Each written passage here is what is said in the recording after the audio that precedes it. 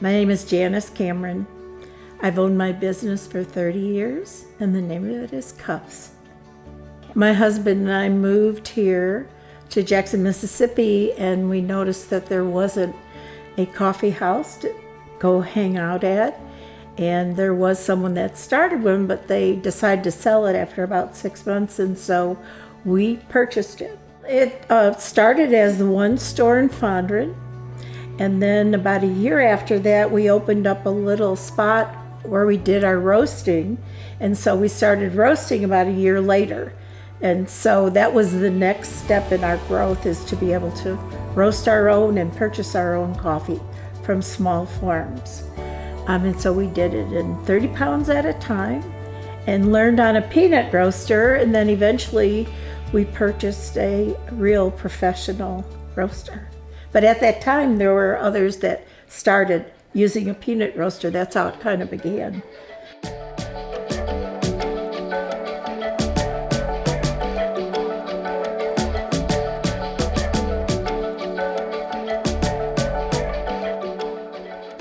My name is Dan Joyner. I work in production and coffee roasting at the Cups warehouse. I started working for Cups in 2001 because I had just moved home, Mississippi, from living in California for a couple of years, and I needed a job. Now I work here in the production facility, and over the course of the year that I've been back, I'm still doing the processing of the internet orders, but I've also stepped into assisting him with actually roasting the coffee once a week. So the way that coffee gets from the farm to your cup, it's a really long process that's several steps are involved all over the world. So there are really only two species of coffee that grow on the planet. One's called Robusto and one's called Arabica. Everything that Cups sells is Arabica coffee. It's a little more premium. So for many, many years, the only species that Cups sells is Arabica coffee. Coffee grows in a tight band around the planet. It's got to be in a particular distance to the equator because it's impacted by all sorts of conditions, temperature, moisture, all of those things. However, in that band, it goes all the way around the earth. So you've got South American coffee, you've got African coffee, Indonesian coffee, Indian coffee. There's actually coffee that grows in America in the state of Hawaii.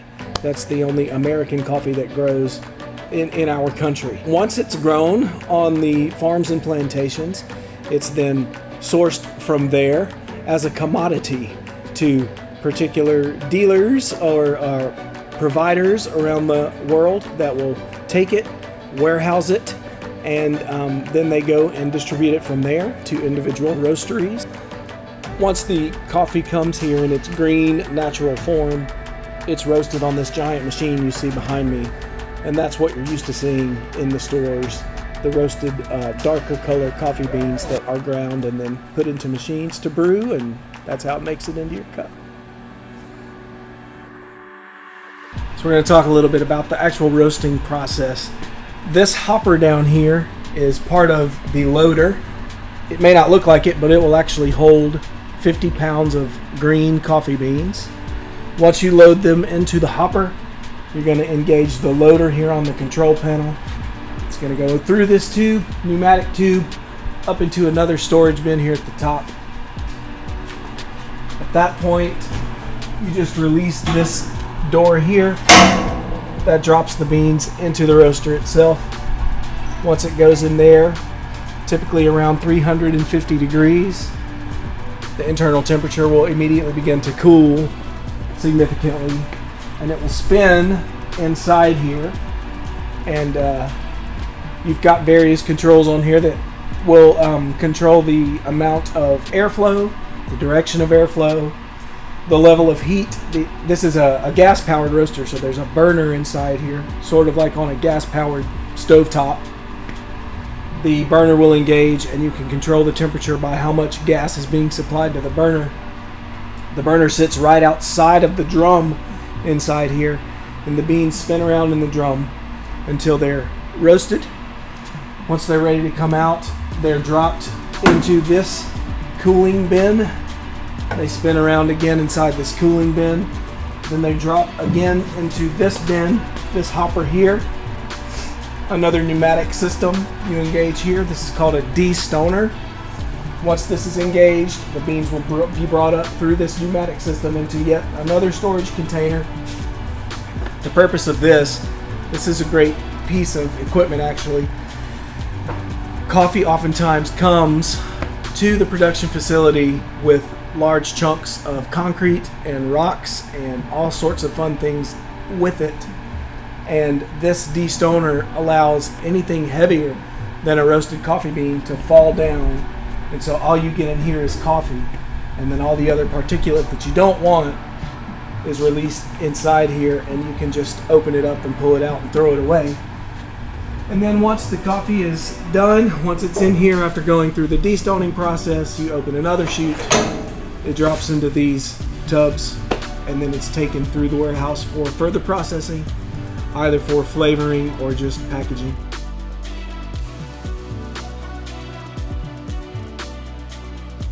So this is Captain Gabriel's blend. This is one of the more popular dark roasts. It's on the lighter side of a dark roast. So when you talk about medium roast and dark roast, that really references the actual temperature that the coffee is at when it comes out of the roaster. And there's a range. So, you know, you can go from around 415 degrees to about 425, 430 degrees. You'd call that a medium roast. And then you can go from like 435 to about 445. It really gets tricky around there. You don't want to go to like 450, it turns to ash. But you go around in that range for a dark roast. This is on the lighter side of the dark roast. This is roasted to, I think, 435 degrees. It's a blend of 3 different coffees. You've got Brazil, Guatemala, and Costa Rica in here. And it's named Captain Gabriel's Blend because there's a captain named Captain Gabriel Matthew Declue that is credited with bringing the first coffee plant from the other side of the earth to the Americas. And so these are all South American coffees in here, so it's named for him. This is a flash roasted coffee. What that means is, remember earlier we were talking about temperature and airflow. So temperature goes to a certain point, and then to finish coffee off, you drop the temperature a little bit. When you flash roast a coffee, you don't drop the temperature. You leave it up at a high level. And this is the only coffee that Cups sells that's flash roasted. And who created that coffee?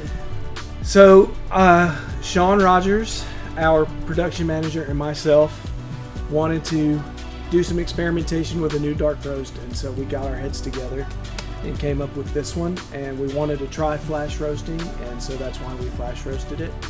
Initially he thought that it probably wouldn't do very well because they're all Central and South American coffees in here. Typically with a blend, you're wanting to bring something from all over the place. You're wanting to bring some African in, some Indonesian, some South American.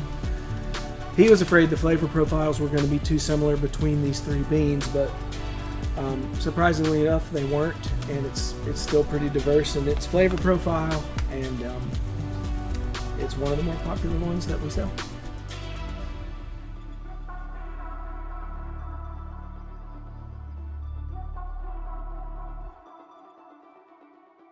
We started selling our local art at our stores in Fondren.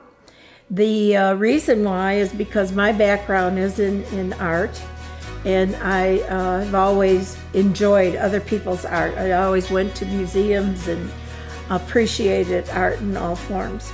And my idea was to give people an opportunity that hadn't created a name for themselves and have local artists hang their art in our stores so they become more recognizable and be successful. And so we have always hung art at all our stores at no cost to the artists, so that all the proceeds go to them. Oh, I have dreams for the future of Cups. I'd like to see Cups go on. I'd like to see young people continue to want to grow Cups and be a part of Cups and make suggestions. As far as what I want to do is, I'm at the point now where I have grandchildren, and I have a couple great-grandchildren, and so I do a lot with my family now. But I have many young people that are in my company that have been with me for many years, and they are doing a lot to keep it growing. And so really I'd like to just see the future of Cups to continue to be a safe environment for all people to come and enjoy and continue to have the best cup of coffee that we possibly can. We have had so many young people come through our business as employees and have had a great source of young people that live in this community and have partook in learning about coffee and expressing themselves through their art through coffee in our stores. That's been vital to the success of our stores, is because we do encourage young people to come in and learn, because coffee is an art and it's a very enjoyable art, and you get to present it to people face to face, and so you get the reactions right away, and that's a unusual way of doing art. So that's very important to us. We also believe in curiosity, and curiosity is always what has driven me to do what I do. And I always encourage those that work with us to tap into their curiosity and their creativity, and that's what's lasted for us as far as our longevity goes. And I just want to say thank you for everyone in the community for being a part of Cups for the last 30 years.